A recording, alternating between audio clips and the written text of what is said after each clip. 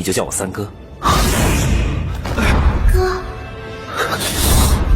Ia pun lantas bertekad kembali ke kehidupannya di Akademi Sri Lanka karena teringat Xiao yang harus segera diselamatkan. Dan benar saja, saat membuka mata dirinya terikat oleh jaring laba-laba dan terkena racun yang memberikan efek halusinasi sesuai dengan apa yang tertinggal di dalam ingatan targetnya.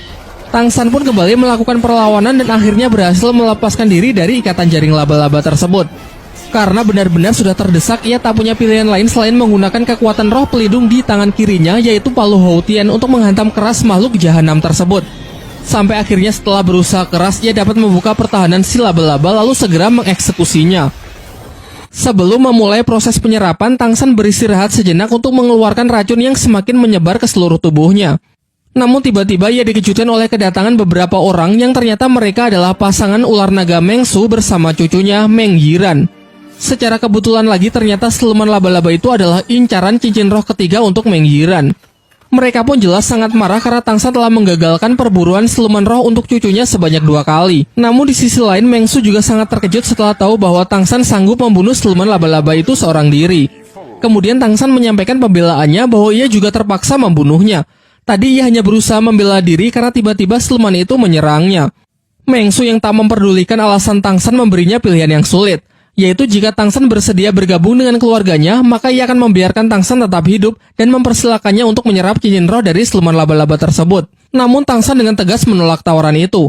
Pasalnya seseorang yang telah bergabung dengan suatu keluarga maka harus mengabdikan seumur hidupnya untuk keluarga tersebut. Sementara dirinya adalah tipe orang yang lebih suka bebas tanpa terikat oleh pihak manapun. Diperlihatkan secara diam-diam, Tang San bersiap dengan busurnya untuk berencana menyandera Yiran. Karena mustahil ia bisa menang melawan 2 orang legend di hadapannya. Merasa tawarannya tak dihargai, Meng Su pun semakin murka.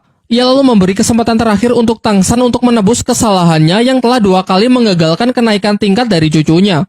Untuk itu Tang San diperbolehkan pergi, tapi dengan meninggalkan satu lengannya sebagai bentuk kompensasi. Masih mencoba bernegosiasi, Tang San mengatakan akan bersedia bergabung dengan keluarga mereka, namun dengan satu syarat, yaitu mereka harus membantunya mengalahkan seekor siluman roh yang telah menculik Xiao Wu. Awalnya mereka mengentengkan syarat itu karena mudah baginya kalau hanya membunuh satu siluman saja. Akan tetapi ekspresi mereka langsung berubah ketika Tang San mengatakan kalau siluman roh yang dimaksud adalah siluman Raja Kera Raksasa. Mereka malah menuduh kalau Tang San sengaja menjebaknya, karena berhadapan dengan makhluk itu maka sama saja dengan bunuh diri. Bahkan dikatakan kalau Master Roh bergelar Daulo pun belum tentu sanggup mengalahkannya. Karena keduanya tak bisa memenuhi syarat yang ia berikan, Tang San pun enggan untuk bergabung dan dengan tegas mengatakan kalau mereka ingin lengannya maka silakan ambil saja sendiri. Saat